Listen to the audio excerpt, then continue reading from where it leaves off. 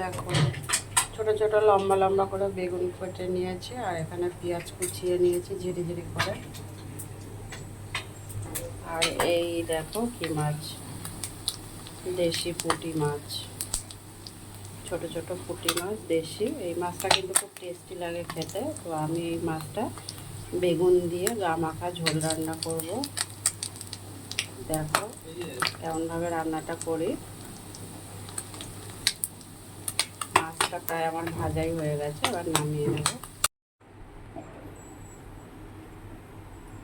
দেখো আমি মাছটা তো ভেজে নামিয়ে নিয়েছি। এবারে আমি বেগুনটা কেটে রেখেছি, বেগুনগুলো একটু ভেজে নেব।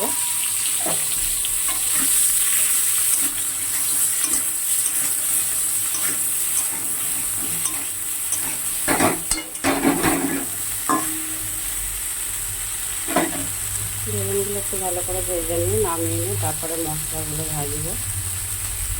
ভাজা হয়ে গেছে, এবারে নামিয়ে নেব। নামানোর পরে এবার কড়াই তেল দিয়ে পেঁয়াজ মশলা দিয়ে একটু কষিয়ে নেব।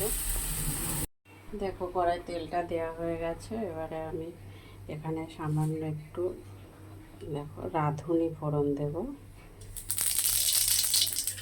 রাঁধুনি ফোড়ন দিয়ে আমি পেঁয়াজ টমেটো কুচোনোটা দিয়ে দেবো। এটা একটু লাল লাল ভাজা হলে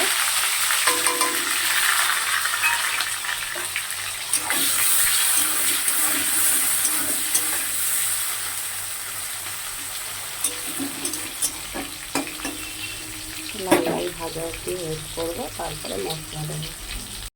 তো দেখো পেঁয়াজটা লাল লাল করে ভাজা হয়ে গিয়েছে। আমি এতে দেবো স্বাদ মতন লবণ,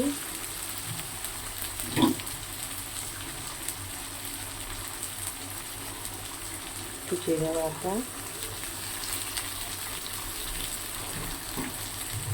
একটু আদা বাটা।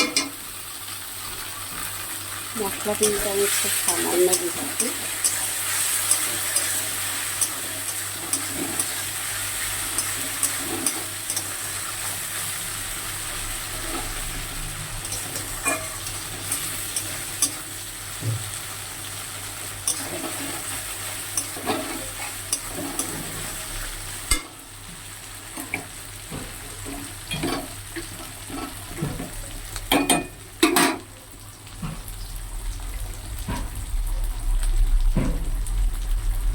হলুদ দিচ্ছি সামান্য পরিমাণে।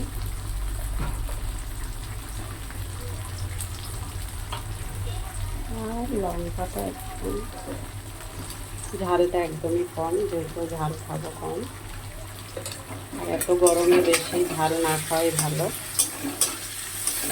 তেল মশলাটা যত কম খাওয়া যায় তত ভালো, কিন্তু আজকে আমার এই রান্নাটা অনেক তেল মশলা হয়ে যাচ্ছে।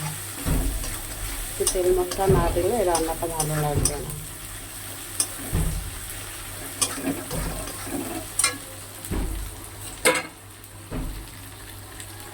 সামান্য একটু জল দিয়ে দিলাম। মশলাটা আরও কষানো হবে।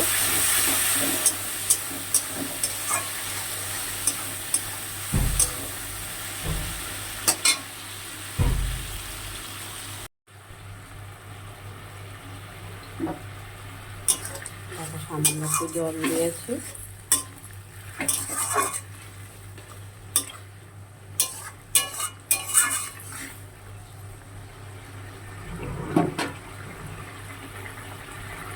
ঝোলটা ফুটে উঠেছে, এবার আমি ভাজা মাছটা দিয়ে দিচ্ছি।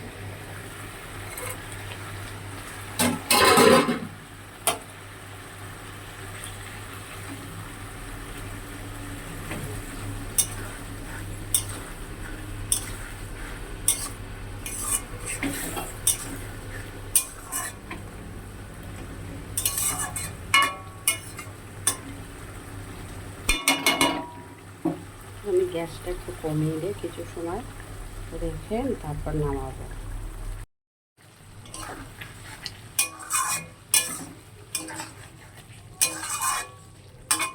সবার শেষে যেটা দেব একটুখানি চিনি।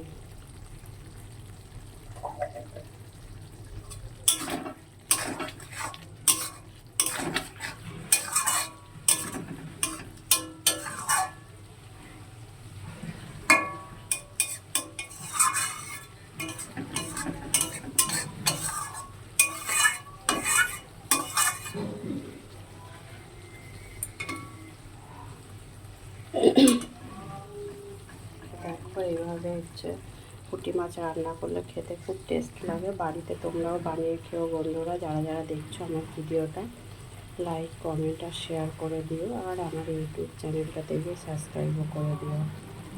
আর তোমরা কে কোথা থেকে দেখছো কমেন্ট বক্সে জানাও, না জানালে আমি তোমাদের কমেন্টের উত্তর দেবো কী করে। তো আর প্রচণ্ড গরম পড়েছে।